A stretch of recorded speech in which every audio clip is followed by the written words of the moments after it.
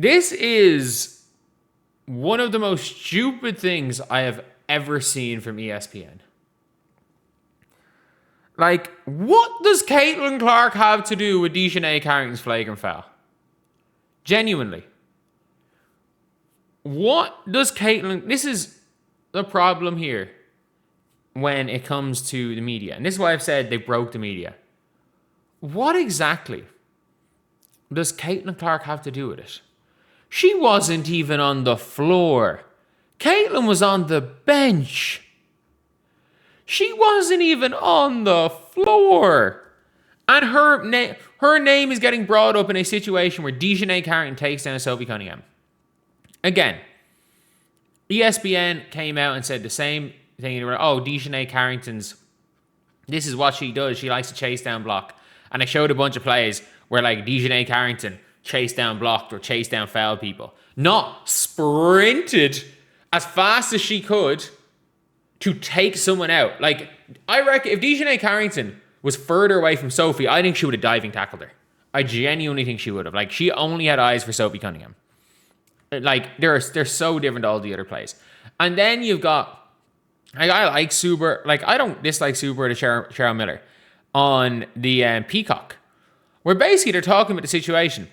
And they're saying, oh, you know, the league there's like narratives being pushed in the league by outsiders. And I'm like, what are you talking about? This whole thing is because Dijonai Carrington tackled someone and tweeted white privilege. Like, this whole thing is caused by a player in the league. Dijonai Carrington's not an outsider. Like, I get whatever point you're trying to make, but this is not the time to do it. This is not the time to do it. Like, the whole thing is, the whole media just were broken today. They were broken. Like, Monica McNutt is a fucking dumbass as well. Like, I hate that she's on ESPN. Like, and at least they're talking about Caitlin's technical foul. Let's take a listen to what ESPN said about the tech. I'm glad that they rescinded it because for that action being minimal, like a brush, this is what should have happened and the right thing happened. What? Like, what is... All I'm saying is I have flashbacks to college when my teammate bumped into a coach like this and it was a problem. Where your teammate did what? Bumped into one of our coaches this... Oh, yeah. Of course Monica McNutt has a problem. Of course Monica McNutt has a problem. But I think when we analyze it, if Caitlin didn't say anything, it is marginal. I think rescinding it was fine. But I do understand in the moment how we got here. Of course Monica McNutt. Thank you so much for the £2. Sophie made the layup. That's how late Dijonai was. I don't think she did she? I don't think she did make it. Or maybe she did. Shit. I can't even remember. But, of course Monica McNutt. Of course Monica McNutt is basically saying, like, oh, she did. I'm completely wrong with that. Of course Monica McNutt is the only person that's saying that, like, that Caitlin Clark deserved it. That it was a big deal. Like, of course Monica McNutt. Oh my God. Like,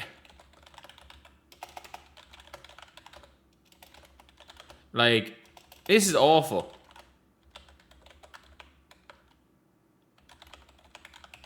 Like, she is the worst. She is actually the worst. She is the worst. She's gonna actually ruin her career. She was going right to the top. But even this scenario here, like, I've just seen the studio, like, they brought up this graphic, like, while they were talking about right before they were talking about the Caitlin Clark tech. So, if that's the case, then why is, like, they're two different scenarios. And that's all anyone has done here. That's all anyone's talking about. Like, why have this graphic up where you've been like, oh yeah, look, it's these two against her. It's this and this. And the problem is, again, something is against an Indiana Fever player, so let's sugarcoat it. Like, no one was saying this shit about when Alyssa Thomas chokeslammed Angel Reese. Like, nobody's saying that shit. Nobody is coming out there, and not one person in this league can publicly, you know, again, Dijonai tagged the team. So she made a call against an entire team, an entire group of players. Like, I'm sorry, the PA aren't going to do anything about this. Like, this whole thing is just, it is pathetic. You're trying to drag Caitlin Clark into this situation that she had nothing to do with. Why are you trying to do that? Because Caitlin Clark is how you get views. This had nothing to do with her. And yes, I would be the biggest hypocrite in the world if I was to say that bringing in talking about Caitlin Clark or linking situations to Caitlin Clark for views is is completely wrong. The difference is that I feel like I at least have the common decency in these scenarios to treat Caitlin Clark like a human. And in these type of scenarios where it is one player clotheslining another player and then accusing the league of showing white privilege towards another team, what I wouldn't do in that scenario is put up a graphic of the other white player who this tweet who is aimed towards, because Dijonai spent the whole 3 minutes complaining about Caitlin Clark to the referees, who this is also partially aimed towards, and put them on the screen.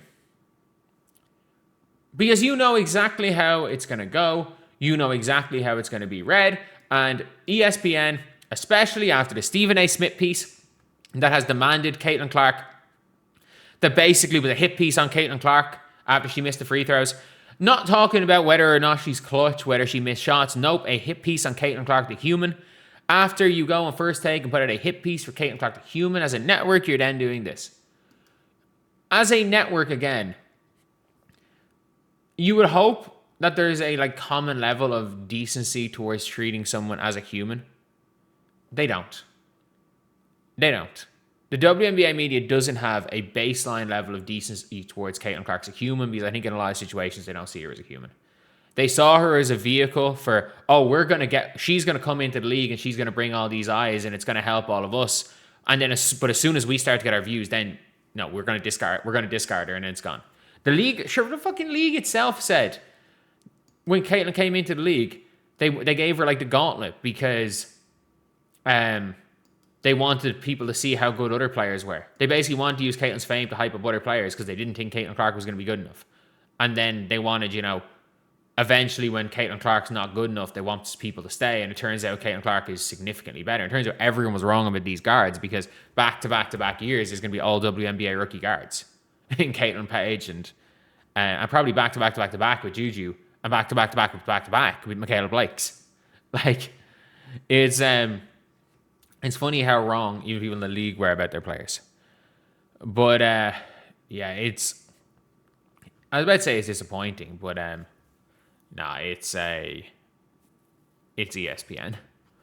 It is ESPN. What do we expect? Whatever you want to say, but what do we expect? This is ESPN we're talking about. I really, really don't know.